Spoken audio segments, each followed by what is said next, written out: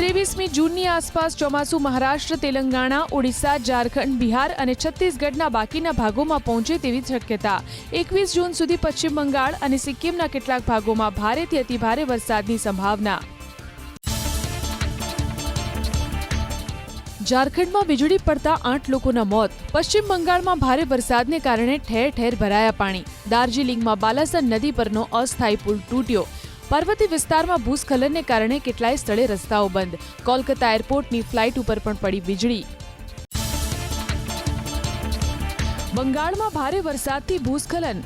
કુર્સિયોંગ નજીક પહાડ પરથી નીચે આવ્યા વિશાળકાય પથ્થરો. નેશનલ હાઈવે 110 પર ફરી વળ્યો કાટમાળ. વાહન વ્યવહાર થયો ઠપ. સિલિગુડી સાથેનો સંપર્ક તૂટ્યો. બાલાસન નદીમાં આવ્યા પાણી. 24 કલાકમાં રાજ્યના 52 તાલુકામાં નોંધાયો વરસાદ. 52 તાલુકાઓમાં 1 થી લઈ 3 ઇંચ સુધી નોંધાયો વરસાદ. ખેડાના ગળતેશ્વરમાં આશરે 3 ઇંચ વરસાદ. પંચમહાલના કાલોલ અને ગોધરામાં ખાબક્યો આશરે 2.5 ઇંચ વરસાદ. સતત બીજા દિવસે ધોધમાર વરસાદ વરસ્યો ભાવનગરમાં. શહેરના તમામ વિસ્તારમાં ગાજવીજ સાથે ખાબક્યો વરસાદ. સારા વરસાદથી રોડ પર વહ્યા પાણી. વાહન ચાલકોને મુશ્કેલીનો કરવો પડ્યો સામનો. અમરેલી જિલ્લાના લાઠી શહેર અને ગ્રામ્ય વિસ્તારમાં વરસાદ. લાઠીના પીપળવા, આંબરડી અને નવા ગામમાં મુશળધાર વરસાદ. સારા વરસાદથી અન્નદાતામાં છવાયો હરખ. લોકોને બફારામાંથી મળી મુક્તિ.